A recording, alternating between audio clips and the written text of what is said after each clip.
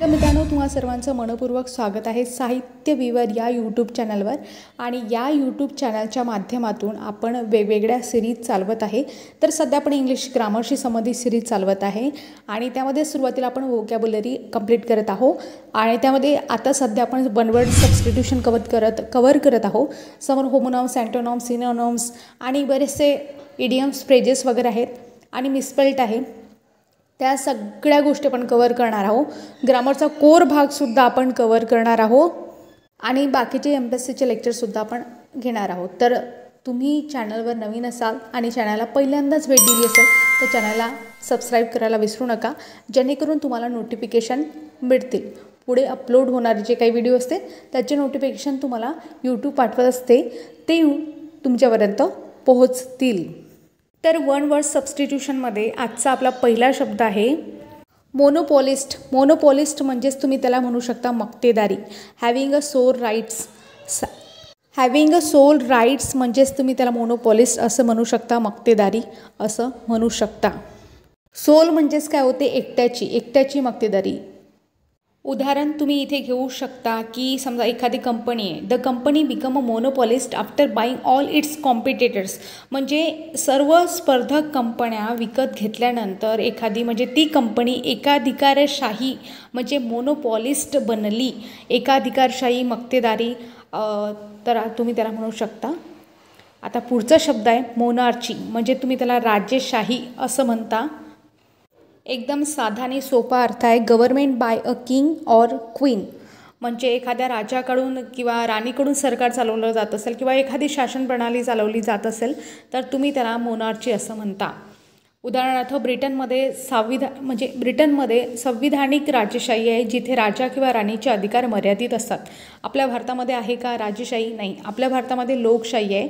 म्हणजे लोकांसाठी लोकांकडून चालवलं गेलेलं शासन म्हणजेच काय होते, तर लोकशाही म्हणजेच काय होते, डेमोक्रेसी होते. तर लक्षात ठेवा. पुढचा शब्द आहे मॅट्रिसाइड. आता साईड म्हणजे काय, तुम्हाला एक गोष्ट सांगते. साईड म्हणजे वध होते, किल करणे म्हणजे वध करणे, म्हणजे तुम्ही साईड म्हणू शकता. तर इथे मॅट्रिसाइड आहे कारण शब्द विचारलेले आहे. फ्रॅटिसाईड, मॅट्रिसाइड असे शब्द विचारले गेलेले आहेत, म्हणून लक्षात ठेवा. मॅट्रिसाइड आहे म्हणून मातृवध. फ्रॅटिसाईड म्हणजे ब्रदर्स म्हणजे बंधुवध असं म्हणू शकता तुम्ही. आणि नंतर पॅट्रिसाईड म्हणजे पितृहत्या असं म्हणू शकता. आता इथे मॅट्रिसाईड विचारलेला आहे. Murder of one's mother. जर स्वतःच्याच आईचा खून करत असेल कोणी तर त्याला आपण मातृवध म्हणतो. कारण असे आधी राजेशाही किंवा बाकीचे सत्तेसाठी अशा गोष्टी झालेल्या आहेत. आपण एखादं वंश बघतो, समजा गुलाम वंश नाही, बाकीचे वंश आहेत की त्या वंशमध्ये काय होते, आपले पितृहत्याक वंशक आपण पाहायला मिळतात आपल्याला. मध्ययुगीन भारताच्या इतिहासामध्ये बरेच एक्झाम्पल आपल्याला पाहायला मिळतात की पित्याची हत्या केली, नंतर तो गादीवर बसला, त्याने मग तो समोर. आता तसं बघितलं तर इतिहासामध्ये तुम्ही औरंगजेबाचं उदाहरण घेऊ शकता की औरंगजेबाने काय केलं होतं, त्यांच्या पिताची हत्या केली होती. म्हणजे डायरेक्टली हत्या नव्हती केली, पण आपण बघतो की शहाजहान होता. औरंगजेबचे वडील म्हणतात, म्हणजे वडील की मुघल घराण्यामध्ये आपण बघतो औरंगजेब आहे, त्याने अप्रत्यक्षपणे पितृहत्येचा प्रकार केला होता. कारण त्याने आपल्या वडिलांना म्हणजे शहाजहान यांना आग्रा किल्ल्यामध्ये नजरकैदेत ठेवले होते आणि मग तिथे शहाजहान यांचा मृत्यू झाला होता. म्हणजे तसं डायरेक्ट हत्या नव्हती केली, पण ते एक हत्येसारखंच मानलं जाते. असं उदाहरण तुम्ही घेऊ शकता. आणि मातृहत्याकांड आपल्या भारतामध्ये फारसं दिसत नाही, म्हणजे इतिहासातही एवढं जास्त दिसत नाही, परंतु पौराणिक कथा आहे त्यामध्ये आपण म्हणू शकतो. जसं आता परशुराम आहे. परशुरामाने आपल्या वडिलांच्या आज्ञेप्रमाणे आईचा वध केला होता, मग त्याला मातृहत्याकांड असं म्हणतात. नंतर वडिलांनी समाधानी होऊन तिला पुन्हा जिवंतसुद्धा केलं होतं आणि ते एक कथा आहे, म्हणजे ते एक पौराणिक कथा आहे असं तुम्ही लक्षात ठेवू शकता. म्हणजे आता इथे पॅट्रिसाइड असे प्रश्न येतात, यावर प्रश्न येतात, वन वर्ड सबस्टिट्यूशन येतात. पुढचा शब्द आहे मेट्रोलॉजिस्ट. आता मेट्रोलॉजिस्ट म्हणजे काय, मेट्रोलॉजी म्हणजे हवामानशास्त्र आणि त्याचा अभ्यास करणाऱ्या शास्त्राला काय म्हणतात, हवामानशास्त्रज्ञ. One who studies element of weather. जो वातावरणाचा अभ्यास करतो त्याला आपण हवामानशास्त्रज्ञ असं म्हणतो. पुढचा शब्द आहे मायडेन. मायडेन म्हणजेच काय, तर त्याला आपण प्रथम वक्तृत्व किंवा प्रथम वक्तव्य असं म्हणतो. इथे स्पेलिंग चुकलेल्या वक्तव्याचं तर ठीक करून घ्याल. तर प्रथम वक्तव्य म्हणजे a speech made for the first time, त्याला आपण मायडेन असं म्हणतो. तर आता समोरचा शब्द आहे मिसॅन्थ्रोपिस्ट, मानवद्वेषी. त्याला होता फिलॅन्थ्रोपिस्ट आणि मिसॅन्थ्रोपिस्ट हे अपोजिट शब्द आहेत, लक्षात ठेवा. फिलॅन्थ्रोपिस्ट म्हणजे मानवजातीवर प्रेम करणारा आणि मानवद्वेषी म्हटलं तर मिसॅन्थ्रोपिस्ट असं तुम्ही लक्षात ठेवा. आता आणखी एक गोष्ट सांगतो. मला मिस हा शब्द जिथं येते तिथं काय होते, द्वेष किंवा विरोधी भावना दाखवली जाते असं तुम्ही तुक्का लावू शकता. ज्यावेळेस तुम्हाला कुठल्याही प्रकारची माहिती नसेल आणि तुक्काच जर लावत असाल तर अशा प्रकारे काही कीवर्ड लक्षात ठेवा. One who hates the whole human race म्हणजेच मानवद्वेषी आपण त्याला असं म्हणतो, मिसॅन्थ्रोपिस्ट, लक्षात ठेवा. पुढचा शब्द आहे मेडिएटर. तर आता मेडिएटर म्हणजे मध्यस्थ. A person choose by the parties to settle their differences. दोघांमध्ये काही विरोधाभास असेल तर मधात कोणी असणारा म्हणजे मध्यस्थ. A person choose by the parties to settle their difference, तो सेटल करण्यासाठी येत असतो, तो असतो मेडिएटर. आता हा खूप सोपा शब्द आहे, मी जास्त एक्सप्लेन नाही करत. पुढचा शब्द आहे विवाहविषयक. आता हा सुद्धा शब्द सोपा आहे, मॅट्रिमोनियल. कन्सर्निंग मॅरेज, लग्नाच्या संबंधित किंवा विवाहविषयक. एक पत्नीत्व, monogamy, marrying one husband or one wife at a time. एका वेळेस एकच पत्नी म्हणजे एका वेळेस एकाच महिलेशी लग्न करत असेल त्याला किंवा लग्न केलेलं असेल तर मोनोगॅमी असं म्हणू शकतो, एक पत्नीत्व. हा सुद्धा आपण शॉर्ट व्हिडिओमध्ये कवर केले आहे आणि बरेचसे आता तर लेटेस्टमध्ये जे की PYQ आले आहेत ते आपण शॉर्ट व्हिडिओमध्ये कवर केले आहेत, विथ एक्झाम्पल कवर केले आहे. म्हणून शॉर्ट व्हिडिओ नक्की पहा. दररोज एक शब्द केला तरी खूप आहे. आता पुढचा आपला शब्द आहे मिसोगायनिस्ट. विवाह बंधनाचा तिरस्कार करणारा किंवा तुम्ही त्याला स्त्रीद्वेषी असं म्हणू शकता, हेटर ऑफ मॅरेज. तर त्याला आपण मिसोगायनिस्ट असं म्हणतो. पुढचा शब्द आहे मर्सेनरी म्हणजे पोटार्थी. A man working merely for a money, जो फक्त पैशासाठी काम करतो त्याला पोटार्थी म्हणतात. म्हणजे a man working merely for money, पैशासाठी काम करतात तर मेरीनरी. मर्सेनरी ही लोक निस्वार्थी काम करतात पण काही फक्त पैशांसाठी काम करतात, त्याला आपण पोटार्थी म्हणतो, मर्सेनरी म्हणतो, म्हणून लक्षात ठेवा. पुढचा आहे मॅनिफेस्टो. मॅनिफेस्टो म्हणजे a declaration of government or a political party, त्याला आपण मॅनिफेस्टो असं म्हणतो, जाहीरनामा. A declaration of government or a political party, त्याला आपण मॅनिफेस्टो म्हणजे जाहीरनामा म्हणतो.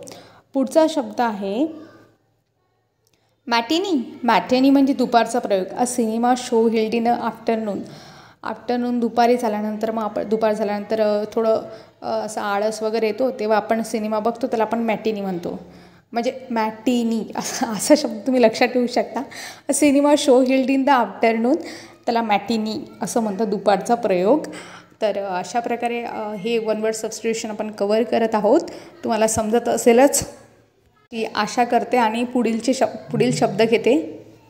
पुढचा शब्द आहे मायग्रेटोरी. मायग्रेटोरी म्हणजे स्थलांतर करणारा होते. आणि a bird that comes and goes with season. आता आपल्याला माहिती आहे की जसा सीझन, इथं स्पेलिंग चुकले, व्यवस्थित करून घ्या. A bird that comes and goes with season, त्याला आपण काय म्हणतो, मायग्रेटरी. पुढचा शब्द आहे मॉनेस्ट्री. मॉनेस्ट्री म्हणजे मठ. A building or a building occupied by the community of monks living under the religious vows, त्याला आपण मॉनेस्ट्री असं म्हणतो, म्हणजे मठ असं म्हणतो. एखाद्या मठात गेल्यानंतर आपण हा शब्द बोलायचा, मॉनेस्ट्री. It's a monastery.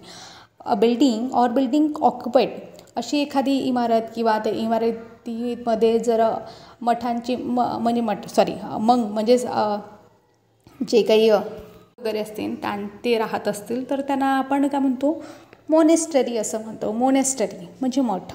पुढचा आहे मिसॅन्थ्रोपी.